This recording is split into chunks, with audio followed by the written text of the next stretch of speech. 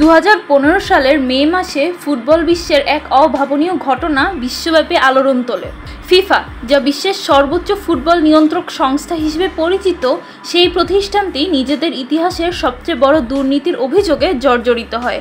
সুইজারল্যান্ডের জুরিখে ফিফার বার্ষিক কংগ্রেস শুরুর আগে মার্কিন যুক্তরাষ্ট্র এবং সুইস কর্তৃপক্ষের যৌথ অভিযানে ফিফার একাধিক উচ্চপদস্থ কর্মকর্তা গ্রেফতার হন। তাদের বিরুদ্ধে অভিযোগ ছিল বিশ্বকাপ আয়োজনের দায়িত্ব দেওয়ার বিনিময়ে ঘুষ ও আর্থিক সুবিধা গ্রহণ।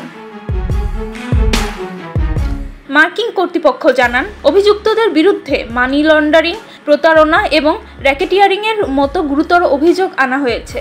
প্রায় 150 মিলিয়ন মার্কিন ডলার ঘুষ লেনদেনের অভিযোগ ছিল এই কেলেঙ্কারিতে জড়িত ব্যক্তিদের বিরুদ্ধে।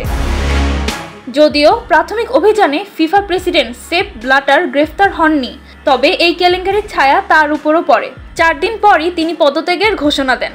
দীর্ঘ 17 বছরের প্রেসিডেন্সি শেষে দুর্নীতির অভিযোগের ভেতর দিয়ে বিদায় নিতে হয় তাকে। পরে জানা যায়, ব্ল্যাটার নিজেও তদন্তের আওতায় ছিলেন। তার সময়কালে ফিফার কার্যক্রমে স্বচ্ছতার অভাব এবং ঘনিষ্ঠ কর্মকর্তাদের বিরুদ্ধে ব্যবস্থা না নেওয়াকে কেন্দ্র করে বহু সমালোচনা হয়।